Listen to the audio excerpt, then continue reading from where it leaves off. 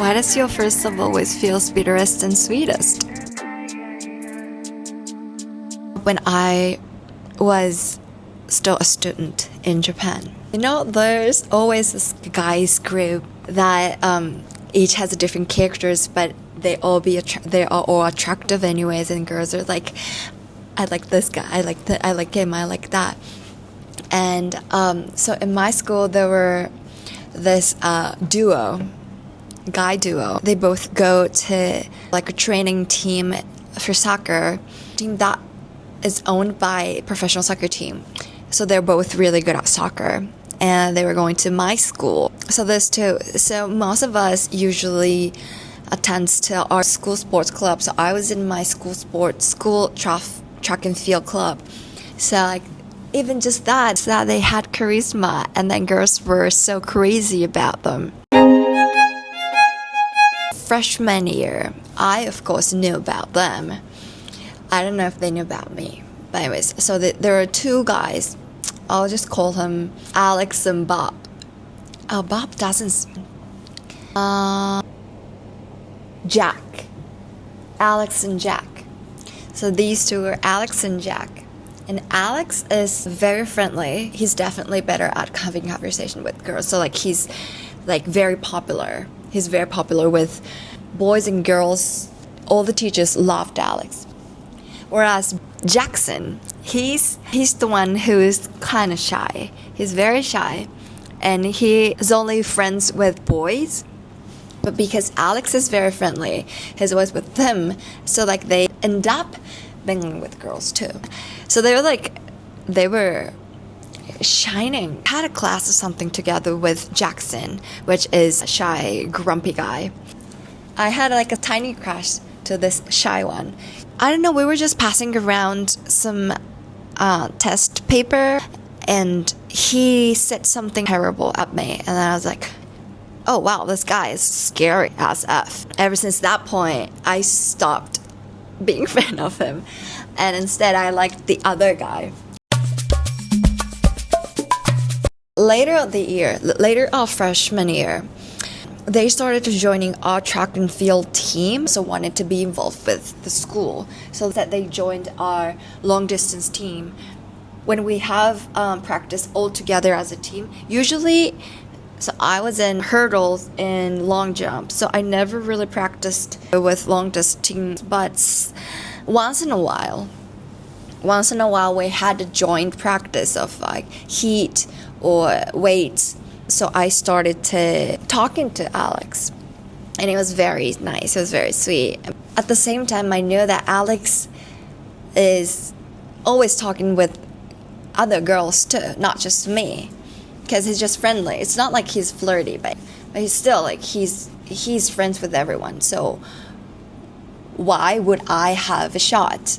No. So I was talking to him very close, but I never thought that anything's going to happen between us. So we became friends as a teammate. And then the freshman year finished, and then the next sophomore year thing just happened. So we were in the same class. So in Japan, not like each students take different subjects. We have a homeroom. We stay in the same classroom, and then teacher move around. So me and Alex were in the same class. We were pretty much together from the morning till the school ends. Usually at the beginning of the new semester, there is a list hang on the wall and says like who is in class A, who is in class B. And when I saw that I was in the same class as Alex, my friends teased him and then talked to Alex and said like, hey, you're same class as Zaki. You should take care of her. That was the most embarrassing moment I've ever had. I just blushed. But anyways, that worked very well. So he started to thinking that I have a crush on him. So we became like much closer thanks to my friends. So from the beginning of the semester, we started talking. And then we had some class trip. We had trip to Tokyo, and we were walking around together. We would buy like same same keychains. We would have the same screensaver, like since we were together all the time. For the cleaning time, for the chore time, any occasion that we can be together, we were just like lovebirds. But not many adults were happy with that.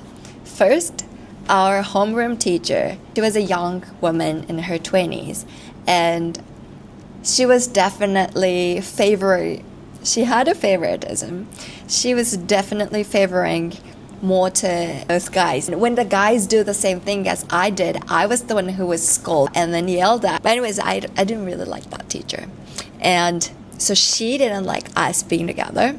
She told my track coach and then my parents, which freaked me out. Because back then, I tried to be the best student. I did perfect at tests and also perfect at track. I wanted to seek the best for both of sports and academic. And then when my homeroom teacher, when she told my coach, he was like, Aki, so I understand you want to get out. That's fine, but don't sacrifice your academics and sports. And if you lose concentration, you are less focused on studying track, you would see as a result very soon.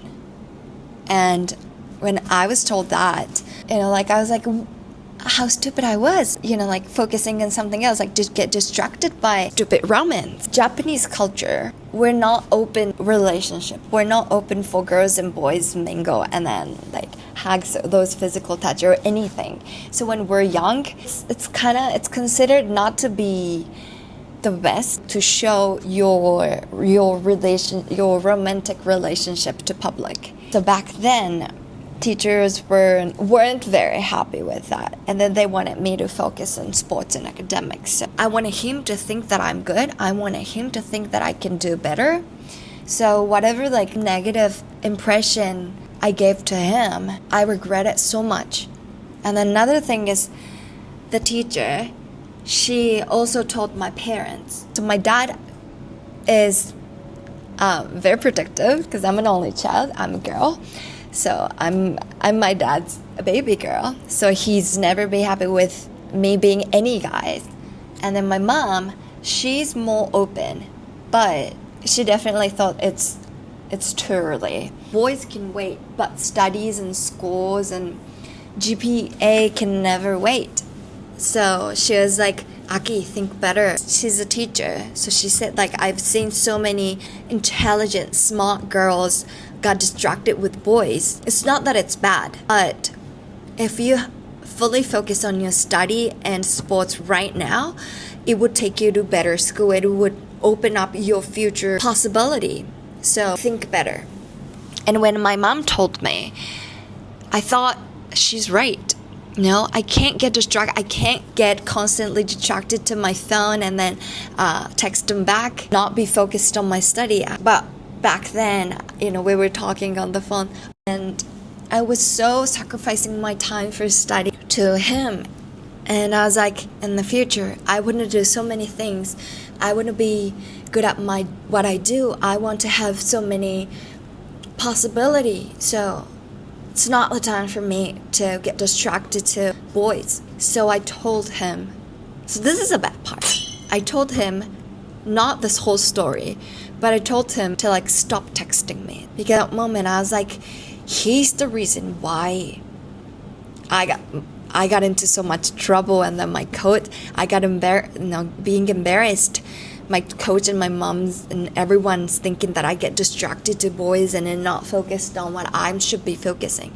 If I think about it now, it's so cute to have this butterfly in my stomach, and that's a cute love story. But back then I was like, this is he's the reason, this is the reason why I am in an awkward position. So instead of explaining to him fully and have him understand, I just told him to stay away from me. He tried to understand me. So what's going on? If you have anything in your mind, please tell me. I don't want to just end this. But I was like, no, I have to focus. I didn't have any room for you. But that was such a flip. I was so in love with him last week. And then next week, I'm like, no, you're the reason why I'm in this position right now. And we graduated and we never really talked. He had a new girlfriend, whatever, blah, blah, blah. And in Japan, there's this tradition when you turn 20, when the year of when you turn 20, it's called coming of age, and then we celebrate all together. We all go back to our hometown. So when you're 20, usually you're gone for college, but for that day, for the very day, it's usually the first weekend of January. But you all come back to your hometown, and then we dress up with kimono. And we celebrate. We reunite with friends from elementary school, junior high, high school. We celebrate for being able to drink. Since I grew up in a small town, most of the bars not open till very late. So even though most of the kids who grew up in that area would end up in the same bar, so we were kind of like ran into each other that night. And then everyone was like teasing us. They're like, oh, you guys are finally back together. And I was just so shy. And he was also so shy at that moment. So we couldn't really talk in front of our friends. Like our first party is from so we have a ceremony at City Hall where we dress up for kimono. And then we change. We gather up for the party where teachers and everyone comes. And we have party. That's like, oh, that's official party. And then for the next party, the teachers will be gone, and then us getting more crazy, more fun. The next party, and then night goes on forever. We bar hop to bars that opens till later and later and later. Even though we started from the different parties, we end up in the same bar. We kind of reunited there. Our friends, we had our friends' eyes, so we couldn't really talk. But then as the night goes deeper and everyone's kind of don't care about what's going on around and they're more drunk, we started talking, and then like, hey, I'm so sorry for what I did. And he was like, yeah, totally fine. What happened? So I told him everything, and he was like, okay, understandable. I mean, you were smart. You were really dedicated to school. But you should have told me. We could have figured out together. And I was like, yeah, but I wasn't mature enough, and I wasn't mentally ready enough to have that conversation. At the moment, it was already like 7 a.m. in the morning. And since it's January, it's freezing cold. And then we got kicked out from the last bar. And everyone is finally going home. And he offered me to walk back home to my parents' house. So we talked on the way.